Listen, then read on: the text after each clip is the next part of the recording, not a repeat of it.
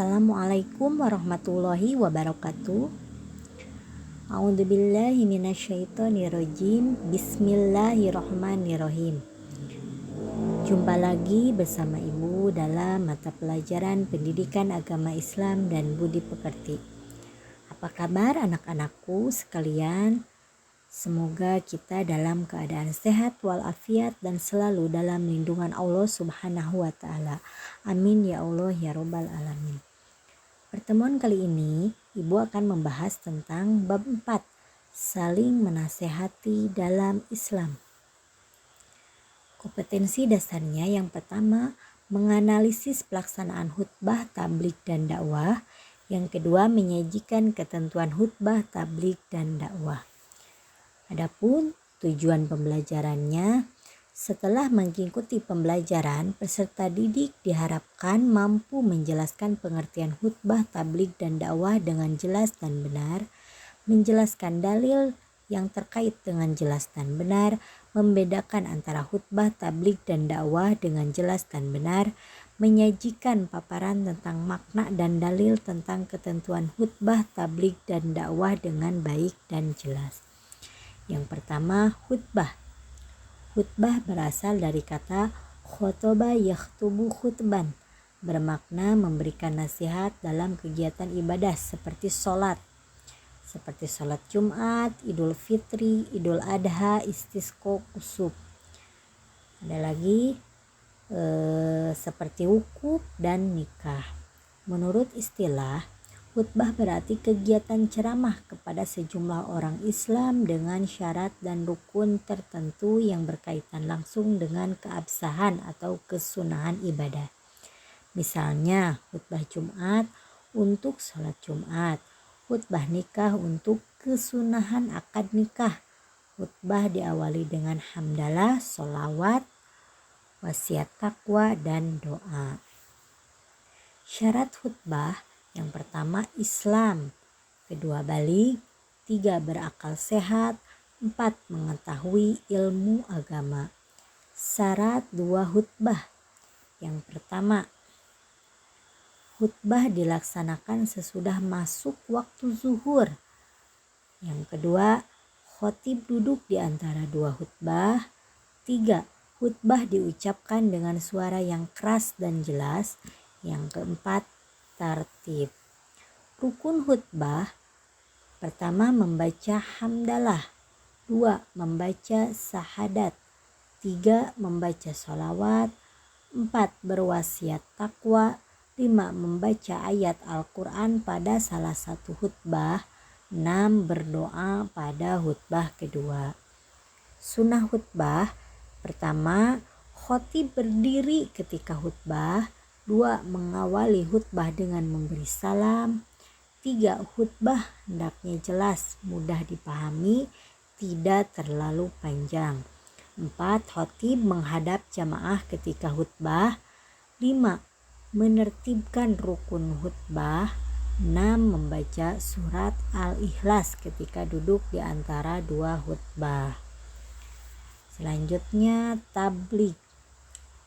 Tabligh berasal dari kata balagho yuballighu tablighon, yang berarti menyampaikan, memberitahukan dengan lisan.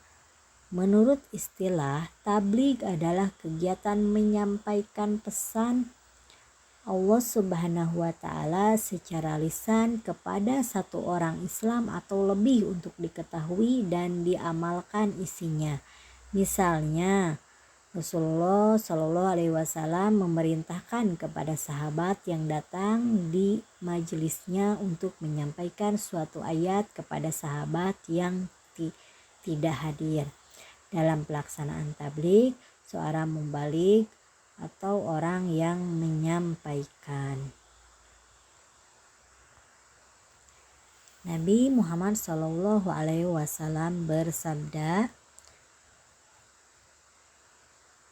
Balaghu anna walau ayah, yang artinya sampaikanlah dariku walau hanya 1 ayat. Hadis riwayat Bukhari. Syarat mubaligh: Yang pertama Islam, 2 baligh, 3 berakal, 4 mendalami ajaran Islam. Adapun etika dalam menyampaikan tabligh, yang pertama bersikap lemah lembut, tidak kasar dan tidak merusak. 2 menggunakan bahasa yang mudah dimengerti. 3 mengutamakan musyawarah dan berdiskusi untuk memperoleh kesepakatan bersama. 4 materi dakwah yang disampaikan harus mempunyai dasar hukum yang kuat dan jelas sumbernya. 5 menyampaikan dengan ikhlas dan sabar sesuai dengan kondisi psikologis dan sosiologis para pendengarnya atau penerimanya. 6 tidak menghasut orang lain untuk bermusuhan, merusak, berselisih dan mencari-cari kesalahan orang lain. Selanjutnya dakwah. Dakwah berasal dari kata da'a yad'u da'watan yang berarti memanggil, menyeru, mengajak pada suatu hal. Menurut istilah, dakwah adalah kegiatan mengajak orang lain, seseorang atau lebih ke jalan Allah Subhanahu wa taala secara lisan atau perbuatan. Di sini dikenal adanya dakwah bilisan dan dakwah bilhal. Kegiatan dakwah bukan hanya ceramah tetapi juga aksi sosial yang nyata, misalnya santunan anak yatim, sumbangan atau untuk membangun fasilitas umum dan lain sebagainya. Perintah dakwah yang disebutkan Allah dalam Al-Quran. A'udzu billahi minasyaitonir rajim. Bismillahirrahmanirrahim. Wala takum minkum ummatun yad'una ilal khairi wa ya'muruna bil ma'rufi wa yanhauna 'anil munkar wa ulaika humul muflihun.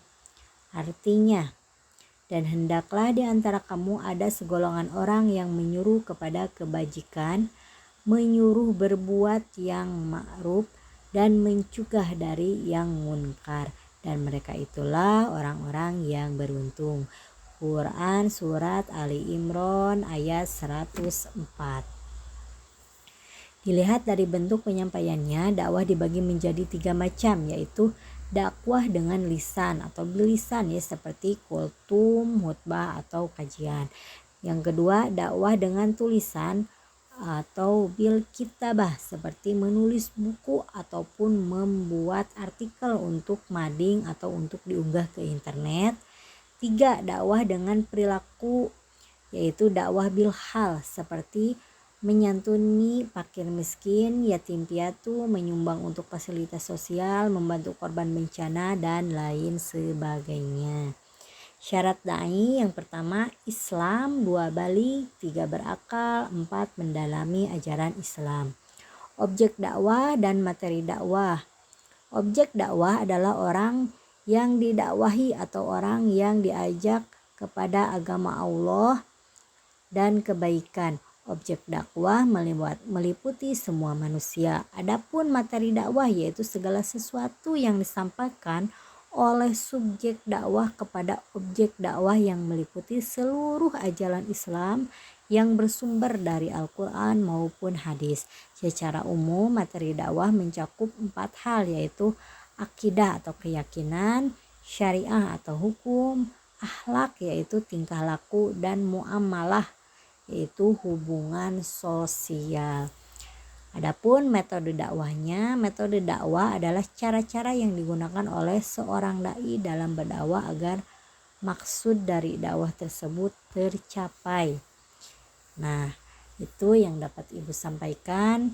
Semoga bermanfaat dan dapat dipahami oleh anak-anakku sekalian. Terima kasih. Wassalamualaikum warahmatullahi wabarakatuh.